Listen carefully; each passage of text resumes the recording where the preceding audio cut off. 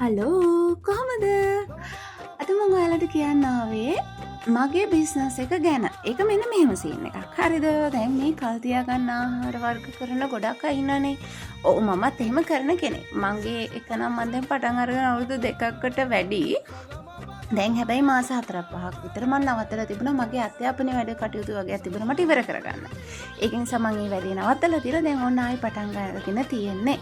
ඔයාලට පුළුවන් ඔයාලගේ ලංකාව තුල ඉන්න අයට හෝ එහෙම නැත්නම් විදේශ රටවල ඉන්න අයට හරි කැමති විදිහට ඔයාලා කස්ටමයිස් කරලා කෑම වර්ග යවන්න පුළුවන්, තුන පහ වර්ග යවන්න පුළුවන්, බෙහෙත් යවන්න පුළුවන්. ඔයාලා ෆ්ලවර්ස් යවනවා නම් ඒ විදිහට ඒ කැමති ඕනම විදිහකින් මාත් එක්ක කතා කරලා ඔයාලට ඔයාලගේ ආදරණීයන්ට යවන්න පුළුවන්. ලංකාව ඇතුළත යවන්නත් පුළුවන්, පිටරටවල් වලට යවන්නත් පුළුවන්.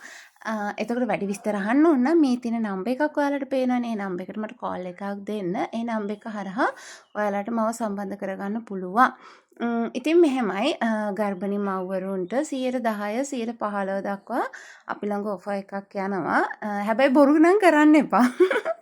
ගොඩක් අය ඉන්නවනේ බොරු කරලා එහෙම නෙමෙයි. ඇත්තටම ප්‍රෙග්නන්ට් අම්මා කෙනෙක් නම් ඒ අම්මට ඕන විදිහට යවන්න පුළුවන්. ලෙඩ දුක් තියෙනවා නම් ඒවත් ඉතින් ලෙඩ දුක් තියෙනවා නම් ඒවා ගැන කියන්න. ඔයගොල්ලෝ යවන කෙනා කැමති විදිය ගැන කියන්න. එක අයගේ ටේස්ට් එක එක විදිහයිනේ. ඉතින් ඒ ඕනම විදිහක් මාත් එක්ක කතා කරලා ඔයාලට කරගන්න පුළුවන්.